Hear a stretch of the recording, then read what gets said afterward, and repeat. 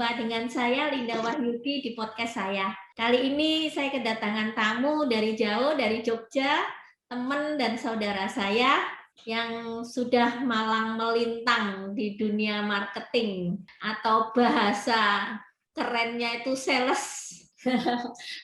Halo Pak Agung. Selamat pagi sahabat-sahabat. Terima kasih Pak Agung sudah bersedia datang di podcast saya. Satu kehormatan juga bagi saya bisa diundang podcast bersama Ibu Linda Wahyudi. Beliau ini wanita yang luar biasa, public speaker yang sudah malang melintang dan keren banget. Terima kasih. Terima kasih Pak Agung. Nah, teman-teman dan sahabat-sahabat terkasih, Pak Agung ini adalah seorang yang mempunyai personal branding yang namanya The Authentic Sales Guru, yang artinya sales guru yang total sepenuh hati. Jadi lebih dari sekedar seorang trainer, tetapi dia mendedikasikan hidup dan semua pencapaiannya selama ini untuk berbagi selling skill kepada semua orang yang ingin maju dan ingin sukses seperti dia. Dan untuk pengalamannya jangan ditanya lagi deh. Sudah lebih dari 30 tahun menjalani profesi sales dengan pencapaian yang luar biasa. Biar nanti beliau sendiri yang menjelaskan pencapaian-pencapaian yang dia dapat selama 30 tahun ini. Halo Pak Agung. Boleh berbagi ya Pak Agung ya? Dengan senang hati, siap berbagi untuk memberdayakan teman-teman untuk menjadi sales yang lebih berdaya, lebih bermanfaat, dan bisa memberi impact yang besar terhadap diri sendiri dan perusahaan. Pak Agung, yang ingin saya tanyakan, sejak kapan sih tertarik pada soal jual-menjual seperti ini? Maaf Pak Agung ya, kan biasanya kalau anak-anak muda baru lulus, dengar kata sales itu kan kayaknya, nggak gengsi banget gitu loh Pak. Nggak elit banget gitu ya. Jadi sekarang ini saya ingin membedah apa sih dan sejak kapan sih Pak Agung tuh tertarik pada dunia sales ini Pak? Ketika itu saya flashback ke belakang tahun 1988, saya sedang ikut workshop untuk geofisika di ITB, menginap di tempat Om, dan Om ini adalah seorang branch manager sebuah pabrik dari branch manager dari perusahaan dari Swedia. Dia hanya penjual alat kompresor. Nah, ketika off libur saya diajak keliling. Wah, keren juga ketika itu. Dia dapat rumah bagus, dapat mobil kalau nggak salah Corolla ya ketika itu. Corolla itu zamannya ketika itu pasti keren banget. Terus kita diajak masuk di sebuah rumahnya dari luar tuh sederhana banget. Tapi begitu masuk, di dalamnya ada lapangan basket, lapangan tenis, kolam renang, dan beberapa binatang langka. Nah, ternyata dia mau ketemu seorang owner pabrik konveksi. Dan ternyata ketika kita masuk, ya sama. Duduk, ngobrol, ngopi, ngobrol, pulangnya dapat orderan besar. Wah, saya pikir enak banget jadi sales. Cuma ngopi-ngopi dapat omset besar, dapat mobil. Nah, langsung saya tanya, Om, boleh nggak saya ikut jadi sales? Kata Om saya, nggak boleh. Kamu harus lulus kuliah dulu. Nah, sana balik ke Jogja dulu, selesaikan. Nah, dari situ saya menyelesaikan pendidikan dan saya masuk di dunia sales. Demikian, Ibu Linda. Agung, enaknya apa sih Pak jadi sales itu Pak? Duit. Salah satu hasil yang sangat menyenangkan untuk menjadi seorang sales selain income yang cukup itu juga karier ya, karena kebanyakan untuk mencapai level-level yang tinggi atau kita di hire orang untuk sebuah perusahaan yang baru yang besar itu biasanya dilihat apakah dia punya background sales atau tidak, dan terbukti kebanyakan di usaha-usaha yang startup itu orang yang tidak punya background sales akan kesulitan. Beda dengan orang yang punya background sales, dia akan tahu bagaimana menjual, bagaimana dia mengembangkan usahanya dengan baik. Dan enaknya ya Selama ini saya sudah menikmati ada naik gaji 7 kali dalam 2 tahun, dalam 1 tahun pernah promosi 3 kali. Nah, jadi menjadi seorang sales itu sangat menjanjikan, karir yang cukup sangat menjanjikan, asalkan kita mau dan mampu membayar harganya. Yaitu ya kerja keras, yang kedua selalu upgrade dan update. Demikian Bu Linda. Pak, selama 30 tahun nih Pak, pernah bosen nggak sih Pak jadi sales Pak? Pernah sekali. Ketika di tahun 2012 itu benar-benar ketika anak sudah lulus, dua-duanya sudah mandiri, langsung semangat kerja saya hilang. Dan saya ambil off setengah tahun. Dan ternyata dalam off itu enaknya hanya 1 bulan, 2 bulan. Tapi setelah itu ternyata lebih enak bekerja daripada istirahat di rumah. Akhirnya saya upgrade lagi ilmu saya, dan saya dapat tantangan baru lagi. Jadi ketika kita mengalami kebosanan dalam karir, yang kita lakukan adalah break sebentar, dan kedua langsung upgrade dan upgrade ilmu. Itu akan membuat kita lebih bersemangat. Pak, pernah nggak Pak punya kisah-kisah sedih atau sakit karena jadi sales itu Pak? Oh, banyak. Yang sedih sekali, yang kisahnya dulu sedih, tapi sekarang akan menjadi manis karena saya bisa mengubah kesedihan itu menjadi sesuatu yang membuat saya semakin terpacu. Saya pernah dalam 1,5 tahun itu tidak naik gaji karena dirasa perform saya belum optimal. Dan ketika naik gaji pun hanya 100.000 selevel dengan driver. Itu pernah. Tapi ketika kondisi itu marah, ya saya marah. Kecewa, ya kecewa. Tapi apakah saya marah-marahan terus? Enggak. Saya cuma ingin tunjukkan kepada perusahaan, kamu rugi kalau nggak pakai saya. Maka saya langsung upgrade. Dan ketika itu langsung performanya bagus. Dan pernah juga 3 kali gagal menjadi sales supervisor. 3 kali. Jadi percobaan pertama gagal, percobaan kedua gagal, percobaan ketiga gagal. Akhirnya saya evaluasi, ya mungkin ini perusahaannya itu enggak tepat dengan saya. Akhirnya saya resign. Saya resign, ternyata dalam keterpurukan keluar, masuk di perusahaan baru. Ketika itu juga Indonesia lagi kena cobaan. Gonjang-ganjing 2001 dari dolar 2.500 menjadi 14.000 ketika itu. 98. Oh, itu 98, tapi gonjang-ganjing di dolar itu juga sampai berlanjut di 2001. Betul. Dari 6.000 menjadi 14.000. Semua bisnis mati. Saya keliling ke Kalimantan, Sulawesi 40 hari, 45 hari. Tiap kota saya buka gitu, dan pulang hanya dapat 15 juta. Padahal biaya perjalanannya 17 juta, jadi nggak balance. Tapi sama bos saya yang baru bilang sabar, badai akan pasti berlalu, tenang aja. Dan ternyata memang begitu selesai, kita bisa bisnisnya menjadi semakin bagus. Dan di perusahaan itu saya mendapat kenaikan gaji 7 kali berturut-turut dalam 2 tahun. Jadi setiap 3 bulan sekali saya naik. Nah, semua orang pasti mengalami kesulitan, tapi kesulitan itu kalau kita bisa ubah, maka akan menjadi kekuatan. Dan kembali tadi yang perusahaan yang 3 kali menolak saya untuk jadi sales supervisor itu, 5 tahun berikutnya mengundang saya untuk menjadi manajer malah, dan 3 kali. Dan sekarang gantian saya yang nolak. Karena saya sudah terikat kontrak dengan perusahaan. Tapi saya dengan halus saya katakan, saya datang baik-baik, terima kasih diberi kesempatan, diundang 3 kali untuk menjadi posisi yang seperti ini. Tapi mohon maaf, saya belum bisa terima karena saya sedang terikat kontrak dengan perusahaan lain. Demikian, Bu Linda. Pak, selain income nih, penghargaan apa sih Pak bagi seorang sales?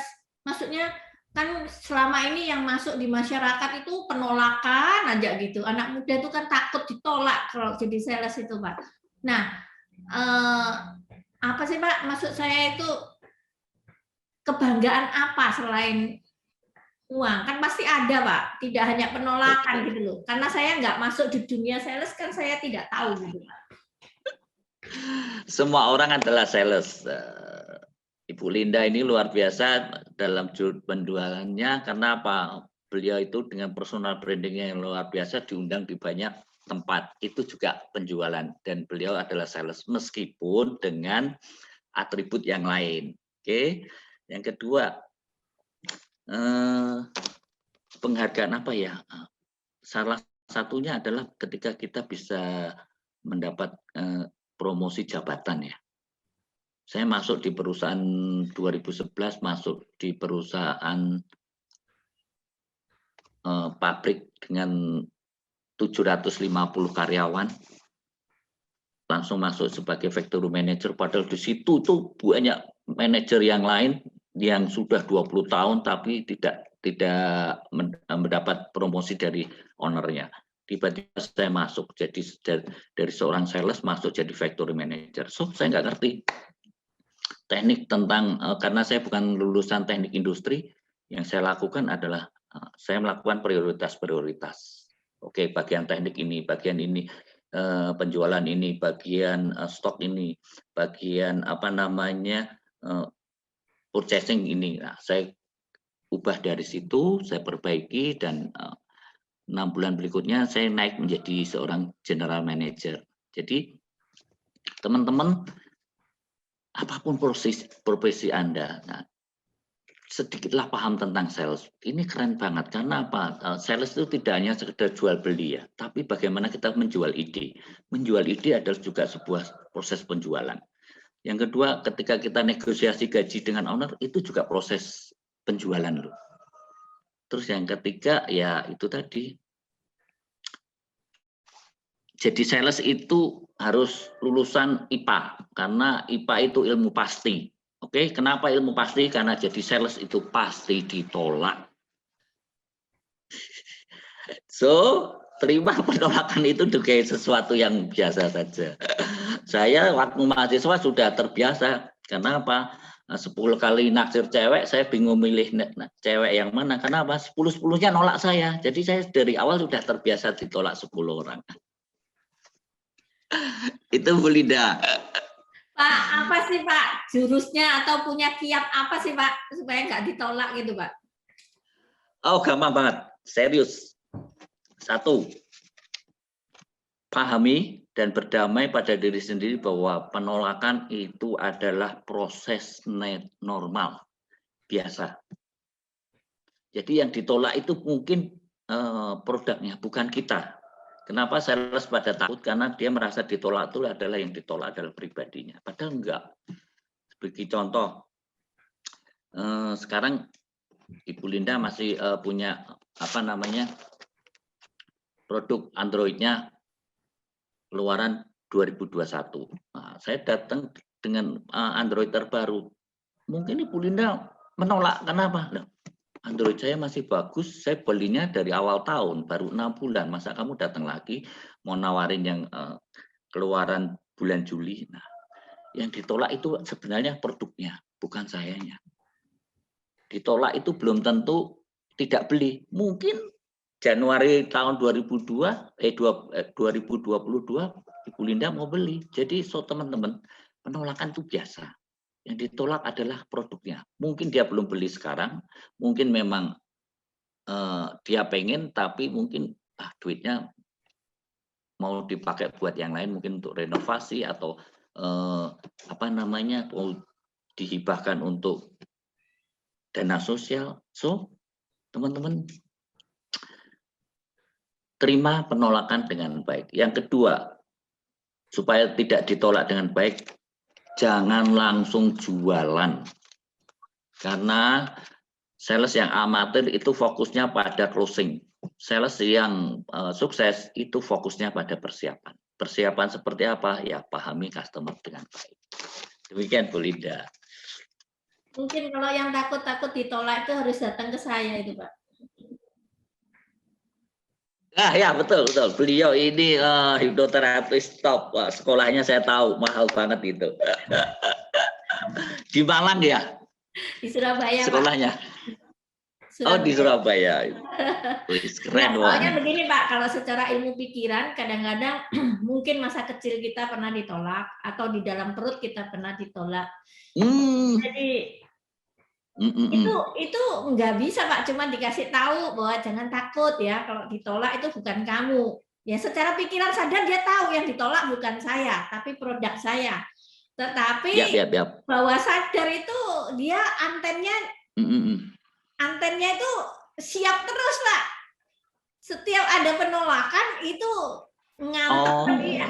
Oh. Itu Pak. Jadi kenapa tidak semua orang bisa sukses sebagai Oh. sales?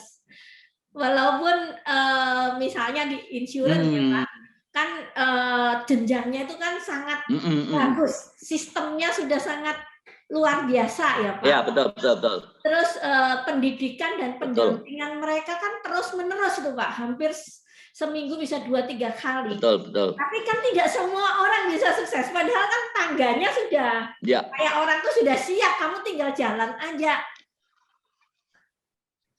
Makanya betul. manajer insurance Betul. biasanya Tinggal nggak bisa melangkah ya. terima. Iya, manajer insurance nggak bisa terima kalau ada orang nggak sukses. Dia bilang, loh, kamu itu cuma tinggal follow me, maksudnya ikutin langkah saya, kamu pasti akan jadi gitu. Lihat saya, gitu. Banyak manajer sukses Pak, tapi tidak semua orang bisa gitu loh. Hmm. Jadi Ya, ya, sekalian ya, ya, Pak, ya. saya branding juga Pak, bahwa Siap. Kira-kira apa yang perlu diperbaiki? Kasih harus ininya, trik-triknya. bahwa Biasanya sadarnya yang kenapa itu? dibenerin dulu gitu, bahwa sadarnya dibenerin dulu Hmm. Pak dengan program yang baru Pak, di uninstall program lamanya Pak, gitu. Jadi kita bisa Oh. tukar ilmu Pak. Seandainya Pak Agung Siap. Biasa. seandainya Pak Agung mendidik 10 orang untuk jadi sales handal seperti Pak Agung, mungkin ada 1-2 orang yang Mm-mm. tidak berhasil. Bukan karena mereka tidak Ya, bisa, betul. bukan karena mereka tidak mau niru Pak Agung, mau. Semua cara Pak Agung udah kasih kok, mereka tinggal ikut aja. Gitu. Tapi mungkin Mm-mm. di dalam dirinya ada mental block Pak, yang ngeblok dia. Oh. Hmm. Ya, Itu jadi biasanya berapa lama prosesnya?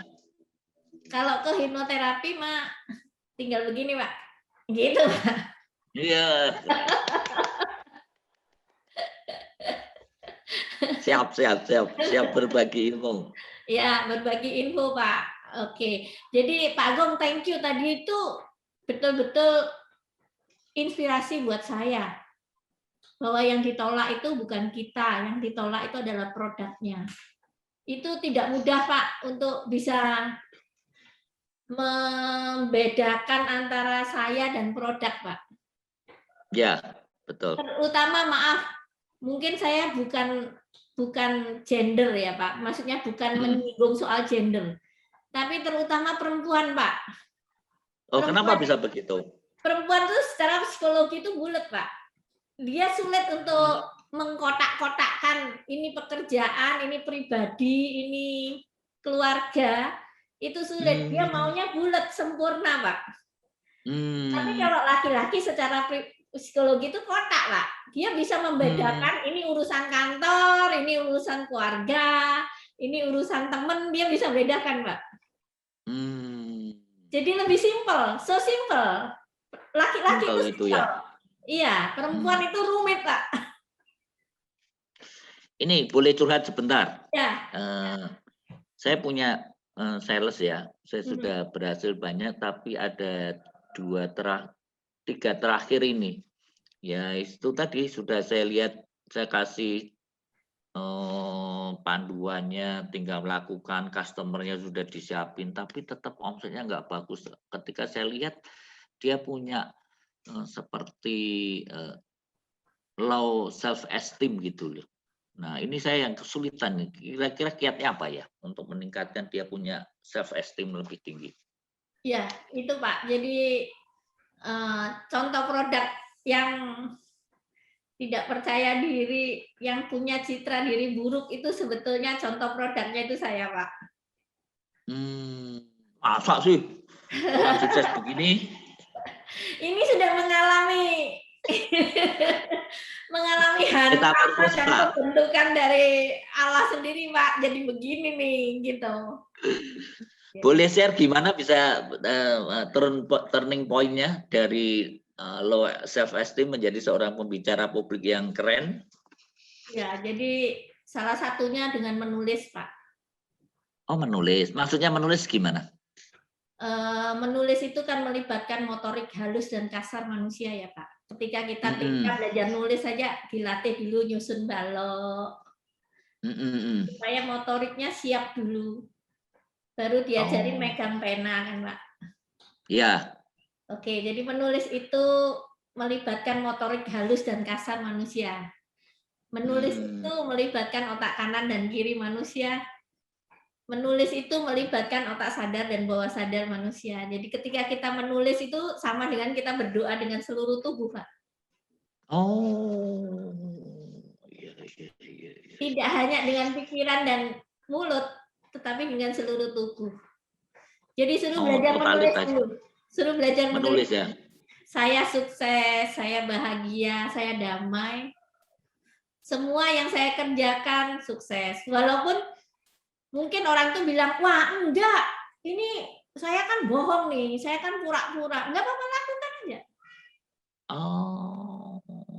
Kan musuh yang terbesar tuh diri sendiri, Pak. Ya, betul. Apatisme menyalahkan itu yang berat itu memang. Nah, saya kan sudah 15 tahun saya menulis, Pak, dan saya memprovokasi seluruh anak muda di Indonesia, Pak, dengan keliling memberi seminar itu saya memprovokasi mereka untuk menulis. Menulis kayak self-talk gitu ya? Yes. Bisa dengan ucapan, bisa dengan tulisan. Oh, oke. Oke, yaitu efektif berapa lama itu, Bu Linda? Waktunya waktu Tuhan, Pak. Kita lakukan aja setiap hari. Setiap hari? Iya. Berapa menit biasanya? Seadanya waktu saya ngantre di BCA aja, saya bawa buku saya nulis kok, Pak.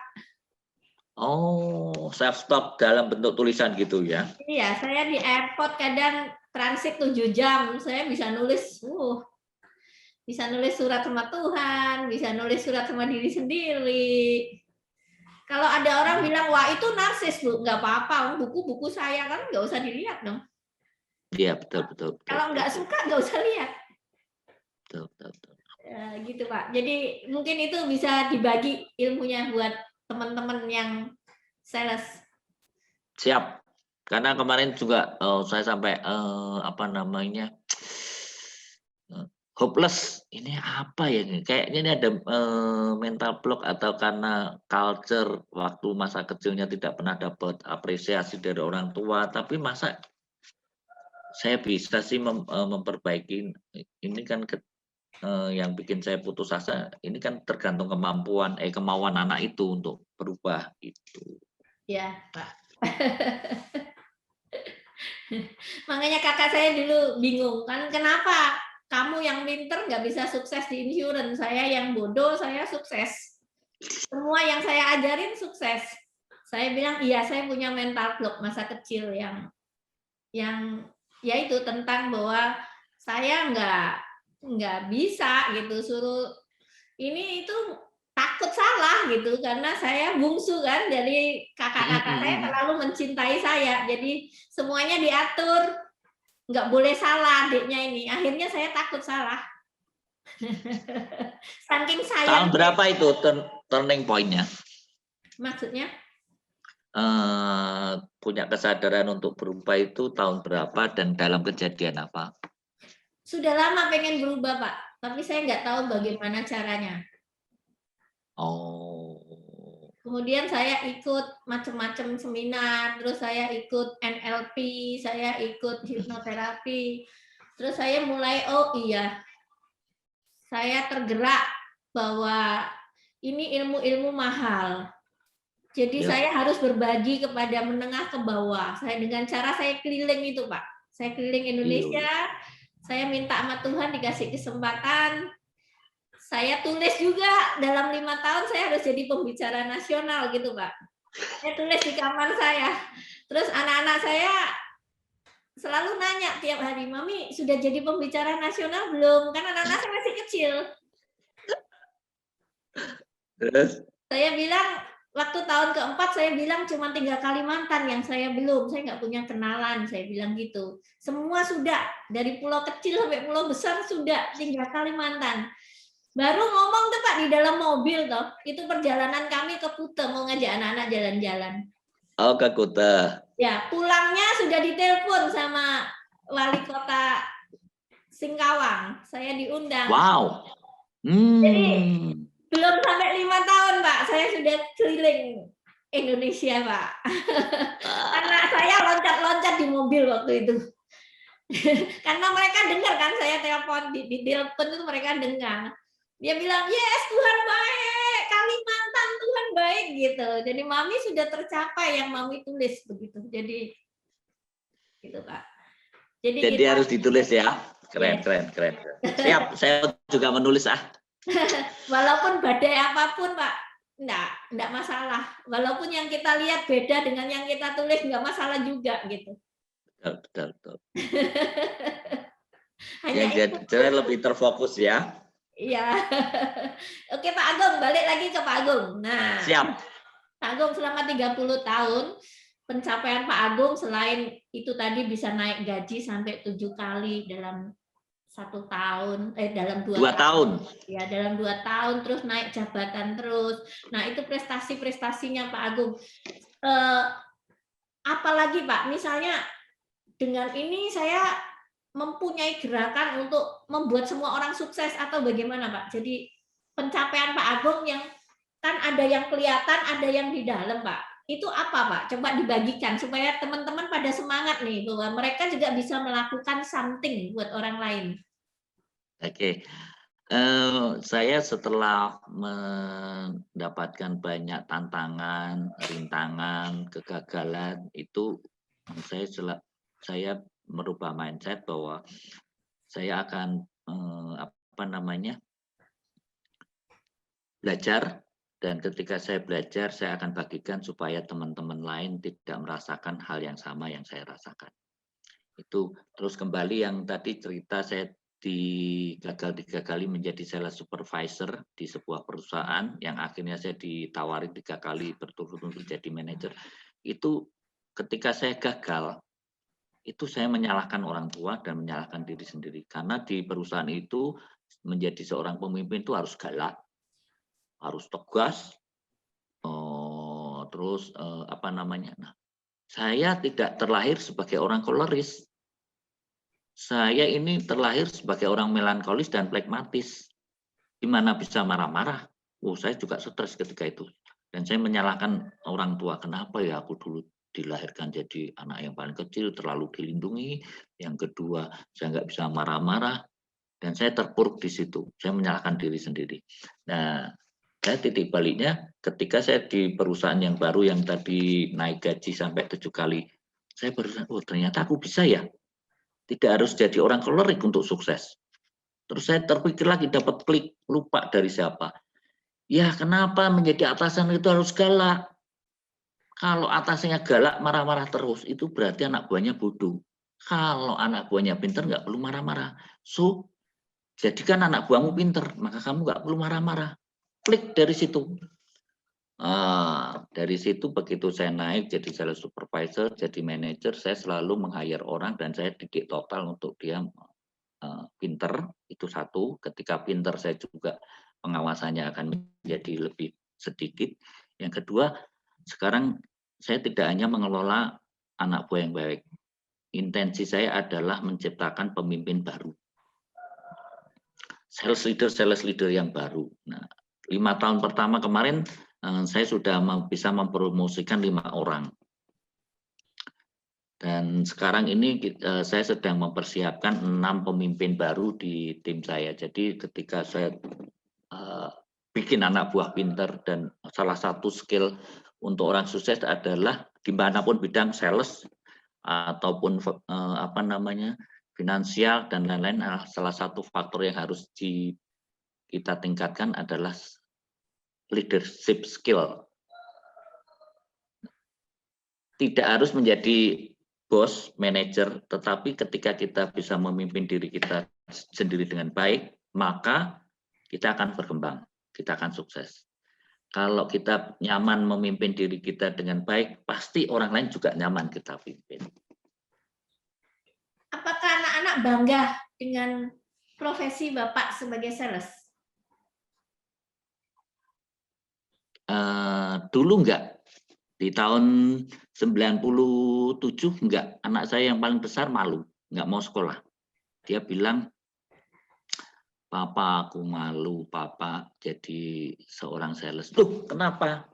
Ya temennya kakak kan dokter, polisi, jaksa, hakim. Ya, Papa kan sales yang pakai dasi keliling rumah-rumah nawarin barang itu. Oh, kerjaan Papa nggak begitu, Nak. Iya, tapi aku malu, Papa jadi sales. Ya udah gini aja, besok ikut Papa kalau libur kerja ke Magelang. Saya ajak anak itu.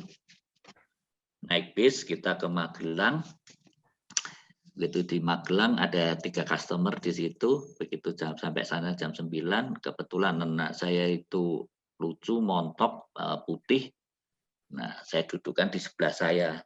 Kita ngobrol. Ya, prosesnya sama dengan ketika saya di Bandung itu. Dia melihat ternyata jadi sales enak ya. Ngobrol, makan, kasih minuman, diajak makan siang, pulangnya kasih oleh-oleh, dianterin ke stasiun, ke terminal bis. Karena ketika itu kita naik bus umum.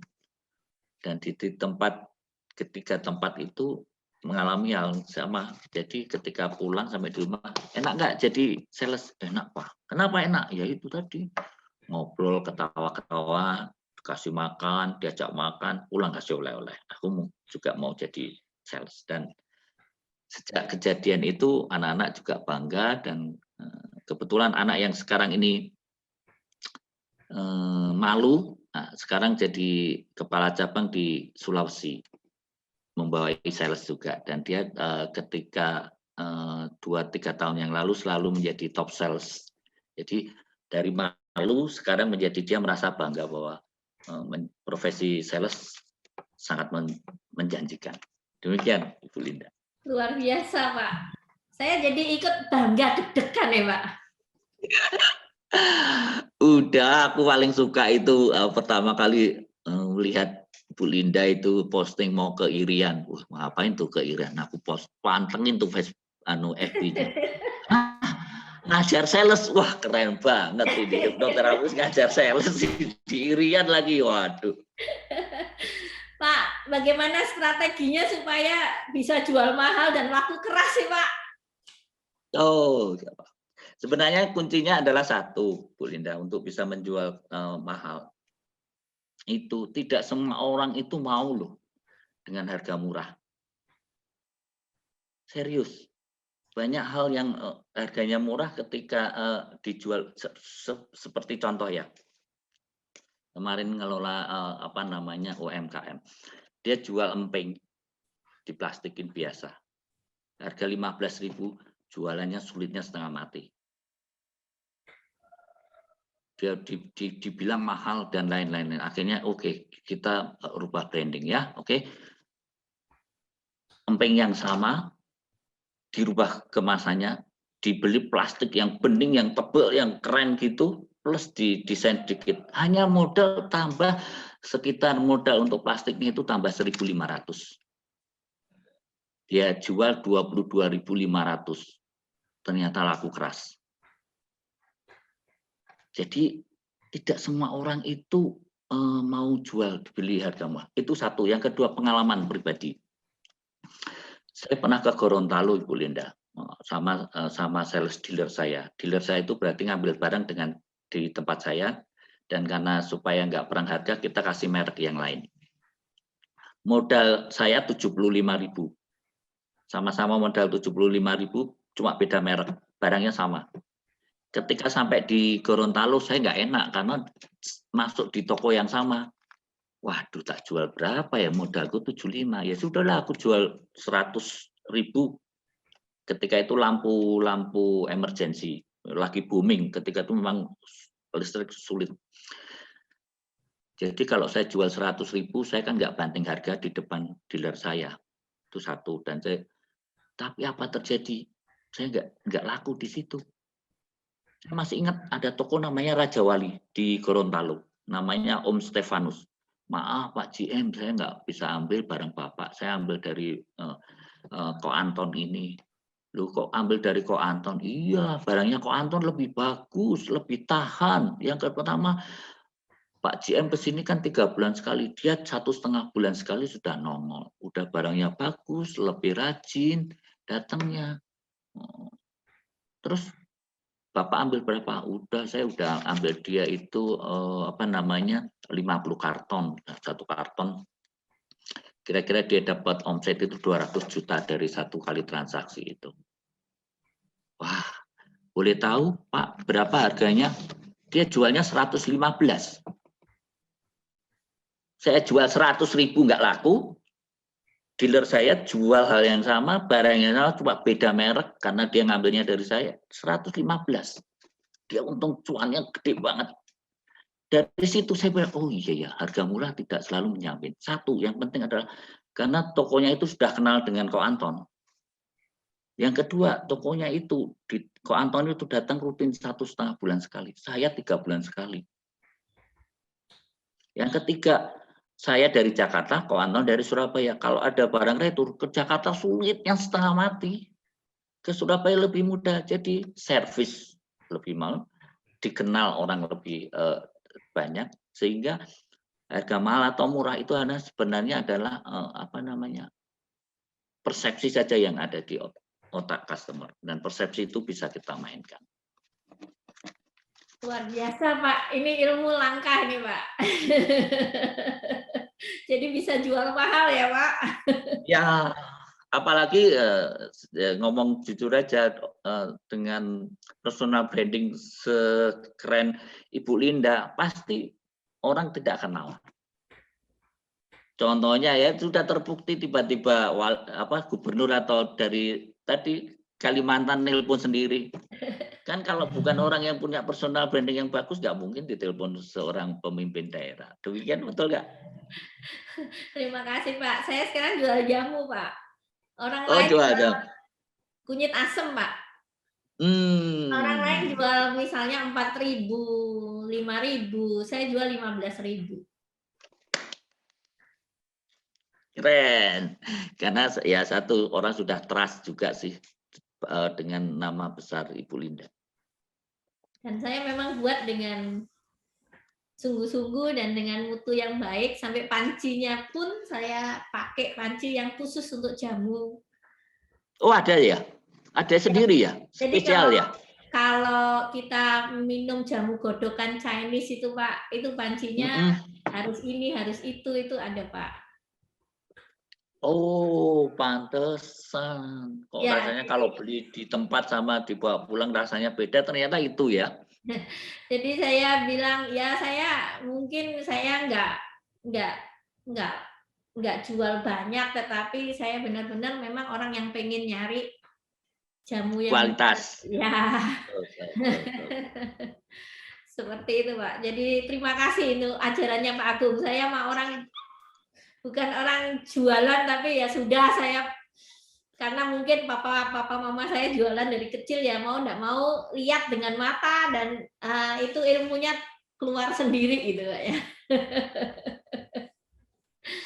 Pak Agung, kalau misalnya Pak Agung saya kasih kesempatan untuk ngomong sama mungkin anak muda atau siapapun yang mendengarkan podcast ini, bisa nggak Pak Agung memberi 1-2 patah kata seperti tadi, bahwa menjadi sales itu bukan hal yang memalukan, bukan hal yang sulit, enggak, tetapi membanggakan, dan sungguh kalau kita bisa menghidupi profesi kita, itu nikmatnya luar biasa gitu Pak.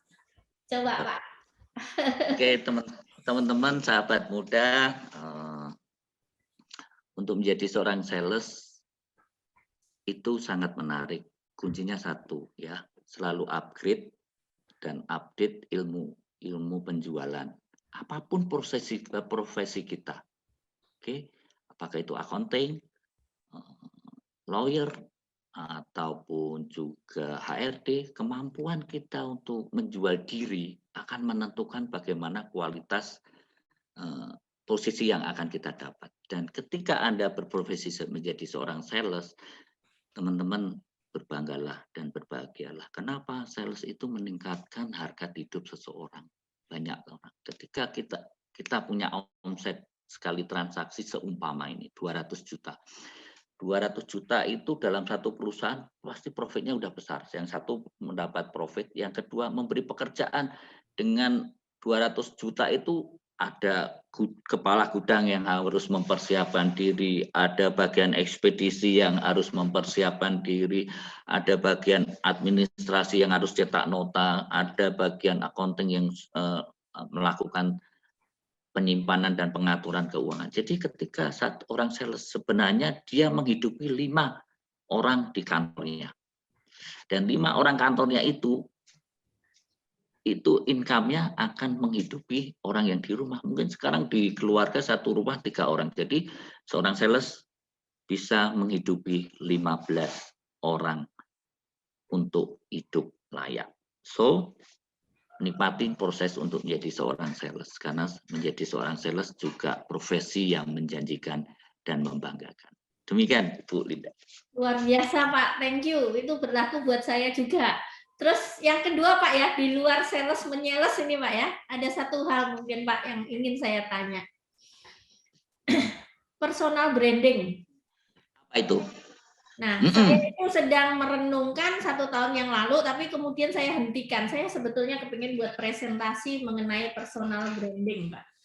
Nah, maaf, ini Ya. kalau di dunia ini personal branding yang memang harus seseorang itu harus punya personal branding agar dia bisa memberi kebaikan pada banyak orang. Kalau dia sudah punya personal branding, apapun yang dia omong orang lain bisa terima. Ya. Nah, tetapi maaf ya Pak, ini renungan saya mungkin Pak Agung jawabannya bisa membuat saya meneruskan renungan itu gitu loh Pak, karena saya agak macet. Tetapi di bidang rohani dalam tanda petik ya Pak. Personal Jadi branding. pertanyaan apa? Maaf tadi suaranya agak hilang. Ya, personal branding ini kalau di bidang rohani seakan-akan diidentikan dengan kesombongan. Jadi ya, halo? Ya. Jadi kira-kira personal branding seperti apa yang cocok untuk Ibu Linda dan apa yang harus kita lakukan untuk personal branding itu? Iya, jadi bukan khusus buat saya, tetapi ini perenungan saya bahwa personal branding dalam dunia sekuler ini itu memang layak dan sepantasnya harus dipunyai oleh semua orang. Tetapi di dalam dunia kerohanian, personal branding ini seakan-akan diidentikan dengan kesombongan atau ketinggian hati. Bagaimana caranya ya Pak untuk mengatasi itu? Ngerti ya Pak? So, paham. Nah, jadi seakan-akan kan kayak bertentangan Pak. Betul. Padahal menurut saya tidak Pak. Yesus Betul. juga punya personal branding yang kuat ya Pak. Betul. Nah, bagaimana ya Pak? Mungkin Pak Agung punya sedikit trik atau cara supaya kita ini nggak dianggap sombong gitu loh Pak. Oke. Sombong itu sebenarnya adalah masalah persepsi. Ya, ketika gini ngomongnya, Cik Linda ngasih punya uang 100.000, 2 lembar 100.000, yang satu 100.000 dikasih ke tukang becak. Tukang becaknya pasti akan terima kasih. Tapi Cik Linda ngasih ke saya 100.000, belum tentu. Waduh, gila, baru gitu aja udah mau bagi-bagi duit 100.000. Bukannya terima kasih, tapi saya ngomong ke Cik Lindanya sombong.